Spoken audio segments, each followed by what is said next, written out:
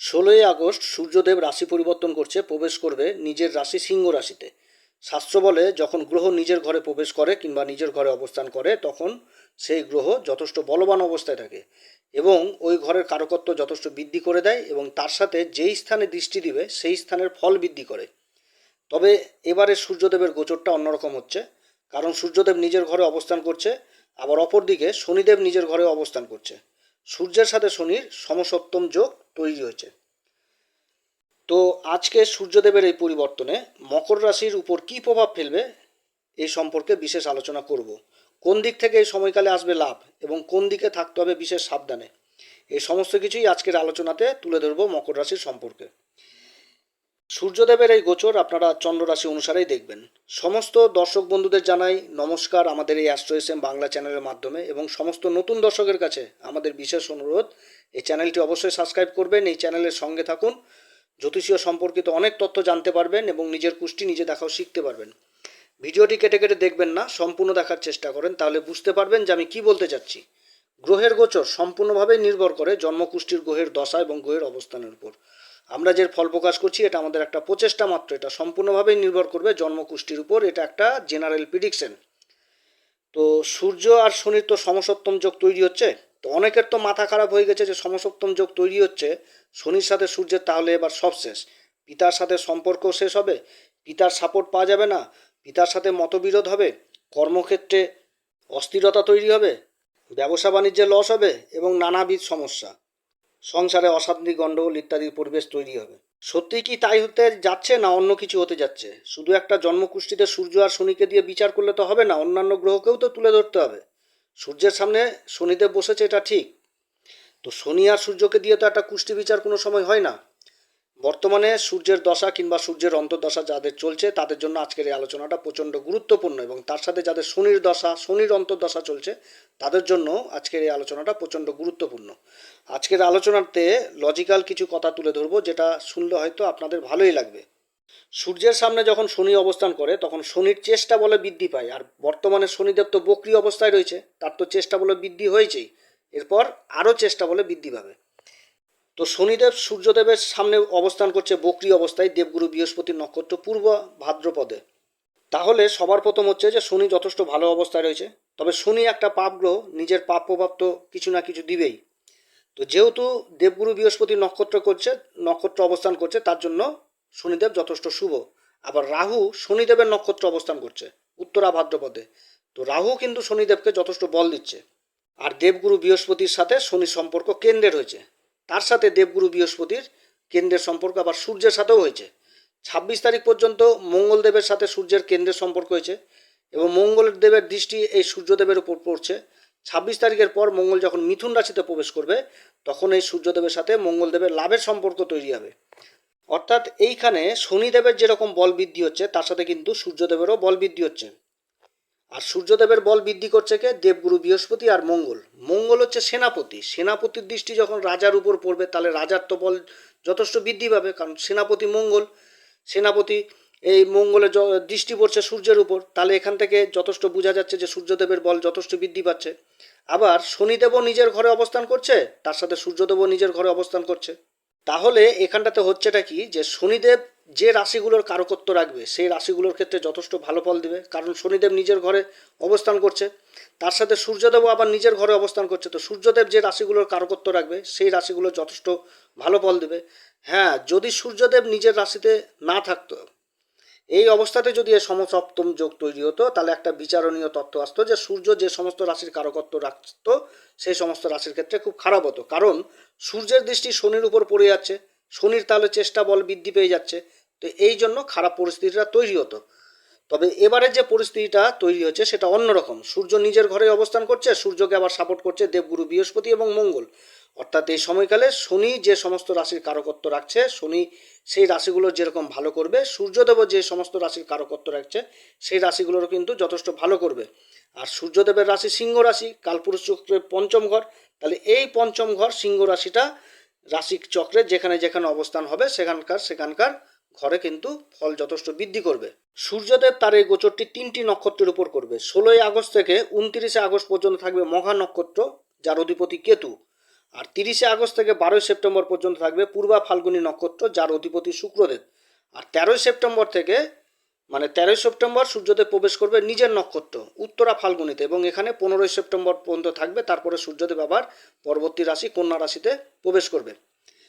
তার সাথে এই ঘরে বুধও অবস্থান করছে আর শুক্রদেবও অবস্থান করছে। বুধ 5 আগস্ট বকরি হচ্ছে এবং 22 আগস্ট পর্যন্ত থাকছে। 24 আগস্ট শুক্রদেব আবার এই ঘরে থাকছে, তারপরে আবার রাশি পরিবর্তন করবে। আর সূর্য আর বুধের এই অবস্থানে শক্তিশালী এই সময় বুধাদিত্য যোগ তৈরি হয়েছে।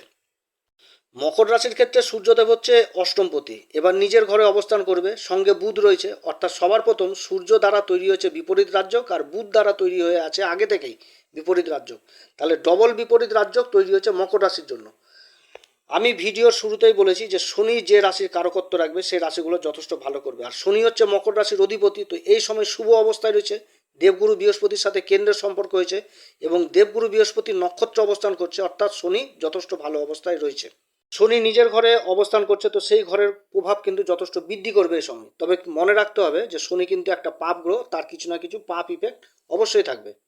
এবার সূর্যদেব তার অষ্টম ঘর নিজের ঘরে প্রবেশ করছে। সূর্যদেবের সাথেও কিন্তু দেবগুরু বৃহস্পতির কেন্দ্রের সম্পর্ক হয়েছে এবং মঙ্গলদেবের সাথে সূর্যদেবের কেন্দ্রের সম্পর্ক হয়েছে। আবার মঙ্গলের দৃষ্টি পড়ছে সূর্যের ওপর 26 তারিখ পর্যন্ত। মঙ্গল মকর রাশির ক্ষেত্রে চতুর্থ ঘর, যেটা মেষ রাশি সুখের ঘর, এবং একাদশ ঘর, যেটা বৃশ্চিক রাশি লাভের ঘর, এই দুটি ঘরের অধিপতি হয়ে পঞ্চম ঘরে দেবগুরু বৃহস্পতির সাথে অবস্থান করছে এবং মকর রাশির জন্য একটা ভালো শক্তিশালী ধনযোগ তৈরি করেছে এই পঞ্চম ঘরে। আর পঞ্চম ঘরটা কি কোন ঘর? মা লক্ষ্মীর ঘর। তাহলে এই পঞ্চম ঘরে অবস্থানগত মঙ্গল তার চতুর্থ দৃষ্টি সূর্যদেবের উপর পড়ছে। সূর্যদেবের এই অবস্থানে সবার প্রথম মকর রাশির ক্ষেত্রে আয়ু বৃদ্ধির কারক হবে এবং প্রশাসনের দিক থেকে যথেষ্ট কার্যকলাপ ভালো হবে। তার সাথে অষ্টম ঘরটি হচ্ছে কি গভীর জ্ঞানের ঘর। যারা বহুদিন ধরে রিসার্চ জাতীয় ক্ষেত্রে জড়িত রয়েছেন তাদের জন্য সূর্যদেবের এই গোচর যথেষ্ট ভালো হবে। আবার যারা প্রশাসন লেভেলে গোয়েন্দা বিভাগের সাথে জড়িত রয়েছেন তাদের জন্যও যথেষ্ট ভালো হবে। আবার যারা পৈতৃক সম্পত্তি সম্পর্কিত কোনো বিবাদ অশান্তিতে পড়েছিল, যার মীমাংসা হচ্ছিল না, এই সমস্ত কাজ সুষ্ঠু মীমাংসা হবে এই সময়। এই সময়কালে তিনটি গ্রহ একসাথে অবস্থান করছে। 22 তারিখ পর্যন্ত বুধ, 24 তারিখ পর্যন্ত শুক্রদেব। আর এই সময় এই তিনটি গ্রহের সাথেই দেবগুরু বৃহস্পতির কেন্দ্রের সম্পর্ক হয়ে গেছে, যেটা যথেষ্ট ভালো মকর রাশির জন্য। আবার মকর রাশির অধিপতির সাথে দেবগুরু বৃহস্পতির কেন্দ্রের সম্পর্ক হয়েছে এবং দেবগুরু বৃহস্পতির নবম দৃষ্টি এই মকর রাশির উপরই পড়ছে। এই সময়কালে বুধের সাথে ডবল বিপরীত যোগ তৈরি হয়েছে। আবার বুধ বক্রি অবস্থায় রয়েছে, তার সাথে আবার বুধের সাথে সূর্যদেবের বুধাদিত্য যোগ তৈরি হয়েছে। এর ফলে আকস্মিকভাবে ব্যবসা বাণিজ্যে একটা ভালো অঙ্কের মুনাফা লাভ হওয়ার সম্ভাবনা থাকছে। আবার শুক্রদেব এই ঘরে অবস্থান করছে। এই সময়কালে যারা কলা বিভাগের সাথে জড়িত, যারা হস্তশিল্পী, তাদের ক্ষেত্রেও যথেষ্ট ভালো হবে। আবার মঙ্গলের দৃষ্টি পড়ছে এই তিনটি গ্রহের উপর। মঙ্গল হচ্ছে কি মকর রাশির ক্ষেত্রে ভূমিপুত্র, চতুর্থ ঘরের অধিপতি এবং লাভের ঘরের অধিপতি। এই সময়কালে যারা জায়গা জমি, যারা সেল পারচেস করছেন বা ভূমি সংক্রান্ত কাজে যুক্ত রয়েছেন তাদের জন্য একটা ভালো মোটা লাভের অঙ্ক তৈরি হচ্ছে। আবার 26 তারিখ মঙ্গল রাশি পরিবর্তন করে ষষ্ঠ ঘরে যাবে এবং মঙ্গলের দৃষ্টি রাশির উপর পড়বে। আর মঙ্গল মকর রাশিতে উচ্চ হয়ে যায়, অর্থাৎ এই সময়কালে মঙ্গল তার উচ্চ ঘর মকর রাশিকে দেখবে এবং এই সময় সূর্যদেবের সাথে লাভের সম্পর্ক তৈরি হবে, অর্থাৎ ভূমি সংক্রান্ত কাজের একটা যথেষ্ট লাভের ইঙ্গিত পাওয়া যাচ্ছে এই সময়কালে। তো 16 আগস্ট সূর্যদেব প্রবেশ করছে মঘা নক্ষত্রে। মঘা নক্ষত্রের অধিপতি কেতু মকর রাশির ক্ষেত্রে বর্তমানে ভাগ্যের ঘর কন্যা রাশিতে অবস্থান করছে। আর কেতুর উপর দেবগুরু বৃহস্পতির পঞ্চম দৃষ্টি পড়ছে, তাহলে কেতু যথেষ্ট শুভ অবস্থায় রয়েছে। এবার শুভ কেতুর দৃষ্টি আবার মকর রাশির উপর পড়ছে। আবার সূর্যদেব এই কেতুর নক্ষত্রে অবস্থান করছে, আবার বুধ কিন্তু বক্রি অবস্থায় রয়েছে এই কেতুর নক্ষত্রে এই সময়কালে। তা আকস্মিকভাবে যারা গোপন কার্যে জড়িত রয়েছেন, যারা রিসার্চ জাতীয় বিদ্যার সাথে বহুদিন ধরে জড়িত রয়েছেন এই রিসার্চ জাতীয় কাজে, তাদের সফলতা হওয়ার প্রবল সম্ভাবনা থাকছে এই সময়। যারা গুপ্ত বিদ্যার সাথে জড়িত রয়েছেন, যারা তন্ত্রক্রিয়ার সাথে জড়িত রয়েছেন, যারা আধ্যাত্মিক জগতের সাথে জড়িত রয়েছেন, তাদের এই সময় গভীর জ্ঞান লাভ করার ভালো সময়। এই সময়কালে এই যে মকর রাশি, এই মকর রাশির পিছনে তো কম শত্রু ছিল না।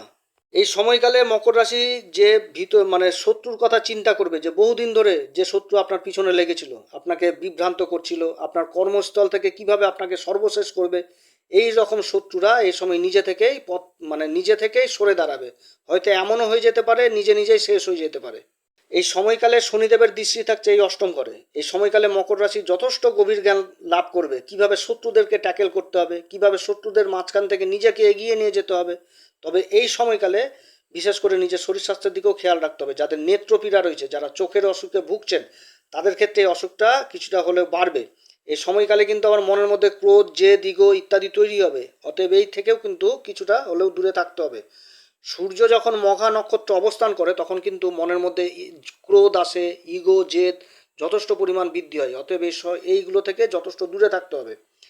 এরপরে 30শে আগস্ট সূর্যদেব প্রবেশ করবে পূর্বা ফাল্গুনী নক্ষত্রে এবং এখানে 12ই সেপ্টেম্বর পর্যন্ত থাকবে। আর পূর্বা ফাল্গুনী নক্ষত্রের আকর্ষণ ক্ষমতা প্রবল। ভিড়ের মধ্যেও যদি এই নক্ষত্রের জাতক জাতিকারা থাকে তো সেই ভিড়কেও নিজের দিকে আকর্ষণ করায়, অর্থাৎ এদের মধ্যে পরিচালনা করার ক্ষমতা যথেষ্ট থাকে। আর এই নক্ষত্রে সূর্যদেব গোচর করবে। আর এই নক্ষত্রের অধিপতি শুক্রদেব মকর রাশির ক্ষেত্রে কিন্তু পঞ্চম ঘরের অধিপতি এবং কর্মের ঘরের অধিপতি। আর সূর্যদেব এই নক্ষত্রে গোচর করবে। এই সময়কালে যারা প্রশাসন লেভেলে যারা গুপ্ত কাজগুলো গুপ্তভাবে করা হয়, এই সমস্ত কাজে মান সম্মান পদ ইত্যাদি লাভ করবে নিজের প্রতিভাকে কর্মক্ষেত্রে কাজে লাগিয়ে। তবে সরকারি লেভেলে শুধু গোপন কাজ, সিআইডি, সিবিআই এই সমস্ত কাজ হতে পারে, কিংবা সরকারের বহু রকম কাজ যেগুলো গোপনে করা হয়, যেগুলো জনসম্মুখের সামনে আসে না, এরকম কাজও হতে পারে। তবে এই সময়কালে বিশেষ করে নারী জাতিকে কোনো সময়ভাবে অসম্মান করা যাবে না। সূর্যদেব যখন এই নক্ষত্রে গোচর করবে সে সময় নারী জাতিকে যথেষ্ট সম্মান করতে হবে। কোনো রকমভাবে তাদের সাথে বাক বিতণ্ডায় জড়িত হওয়া যাবে না এই সময়। এরপরে 13ই সেপ্টেম্বর সূর্যদেব প্রবেশ করবে নিজের নক্ষত্র উত্তরা ফাল্গুনিতে এবং 15ই সেপ্টেম্বর পর্যন্ত এই নক্ষত্রেই থাকবে। তারপরে রাশি পরিবর্তন করে প্রবেশ করবে হচ্ছে কন্যা রাশিতে। এই সময়কালে যারা বহুদিন ধরে ম্যাচুরিটি ক্লেম পাননি, ইন্স্যুরেন্স ক্লেম পাননি, কোনো প্রপার্টি কাগজ গরমিল ছিল, অসুবিধায় পড়তে হয়েছে, বিভিন্ন রকম সমস্যায় পড়তে হয়েছে, এই সমস্ত কাজ সম্পূর্ণ হবে। সূর্যদেব নিজের নক্ষত্র অবস্থান করছে এবং সূর্যদেবের সাথে দেবগুরু বৃহস্পতি মঙ্গলের কেন্দ্রের সম্পর্ক হয়েছে। আবার মঙ্গলের দৃষ্টি সূর্যদেবের উপর পড়ছে। দেবগুরু বৃহস্পতি আর মঙ্গল মা লক্ষ্মীর ঘর, যেটা পঞ্চম ঘর, এই ঘরে অবস্থান করছে। এই সময়কালে যারা শেয়ার মার্কেটে লং টার্ম ইনভেস্ট করেছেন তাদের জন্য যথেষ্ট ভালো সময়। আবার এই সময় শত্রুরাও বহুদূর থাকবে। যারা আপনার পিছনে ক্ষতি করছিল এরা কিন্তু বহুদূর থাকবে। এই সময়কালে যারা ফাইন্যান্সের সাথে যুক্ত রয়েছেন, ইন্স্যুরেন্সের কাজে যুক্ত রয়েছেন, যারা এলআইসির মতন কাজে যুক্ত রয়েছেন তাদের জন্য যথেষ্ট ভালো সময় হবে। আবার এই সময় বিশেষ করে খেয়াল রাখতে হবে যে কোনো রকম সরকারি কাগজপত্র না পড়ে শুনে সই করা চলবে না।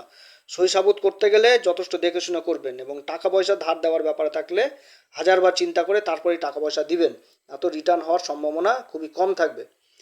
মকর রাশির ক্ষেত্রে অদ্ভুত সংযোগ তৈরি হয়েছে এই সময়। রাশির অধিপতি শনিদেবের সাথে দেবগুরু বৃহস্পতি কেন্দ্রের সম্পর্ক হয়েছে। আবার অষ্টম ঘরে সূর্যদেব, তার সাথেও কেন্দ্রের সম্পর্ক হয়েছে। আবার দেবগুরুর দৃষ্টি রাশির উপর পড়ছে। বলতে গেলে 7.5 পিরিয়ডে যে শেষ সময়, এই শেষ সময়ে একটা খুব সুন্দর যোগ তৈরি হয়েছে মকর রাশির ক্ষেত্রে। এই মকর রাশি বিগত সময়ে জীবনে যে একটা বিশৃঙ্খলা স্থিতি দেখেছে, জীবনে যে একটা স্ট্রাগল দেখেছে, এই শনিদেবের কারণে এই 7.5-তে এই স্ট্রাগল জীবনে অনেক ক্ষেত্রে করেছে। সেটা মানসিক দিক হোক কিংবা সাংসারিক দিক হোক, বন্ধু বান্ধবদের সাথে হোক সম্পর্ক, কিংবা আত্মীয় স্বজনদের সাথেই সম্পর্ক হোক, নিজের কর্মক্ষেত্রে সেটা ব্যবসা বাণিজ্য হোক কিংবা প্রাইভেট অথবা সরকারি কর্মক্ষেত্রে হোক, জীবনের প্রত্যেকটা স্তরে কোনো না কোনো ঝামেলায় পড়তে হয়েছে এই 7.5 পিরিয়ডে। কিন্তু এবার যে দৃষ্টিকোণ তৈরি হয়েছে মকর রাশির, যে গভীর জ্ঞান তৈরি হয়েছে, যার জন্য মকর রাশি যথেষ্ট ম্যাচুরিটি হয়ে গেছে, অর্থাৎ ম্যাচুরিটির দিকে কিন্তু এগিয়ে যাচ্ছে। আর বর্তমানে যে গ্রহদের অবস্থান মকর রাশির ক্ষেত্রে, তাতে মকর রাশি যথেষ্ট উঁচুর দিকেই যাবে। এই সময়কালে যতই বিপরীত পরিস্থিতি তৈরি হোক মকর রাশি উঠে দাঁড়াবেই। মনে হবে যে মুহূর্তের মধ্যে আবার হেরে গেলাম, আবার মনে হবে যে 7.5 চরম পিরিয়ডে চলে গেছি, বাধা বিঘ্ন জীবনে আসছে, জীবনে মনে হচ্ছে সব কিছুই হারিয়ে যাচ্ছে।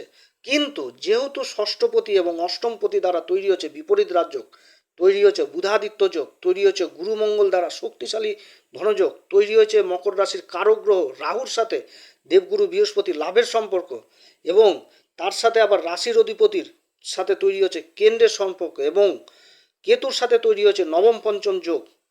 তো এতগুলো রাজযোগ বললাম মকর রাশির ক্ষেত্রে, যেটা সত্যি কথা বলতে অভূতপূর্ব সময় তৈরি হচ্ছে মকর রাশির জন্য। তবে সাবধানের মান নাই, জীবনে অনেক কিছু শিখে গেছে। 7.5-তে সাবধানে থাকতে হবে, ঠান্ডা মাথায় চিন্তা করে এগোতে হবে। হুটহাট করে ডিসিশন নিতে যাবেন না, যে ডিসিশন নেবেন ঠান্ডা মাথায় নেবেন, তাহলে যথেষ্ট লাভ পাবে এই মকর রাশি।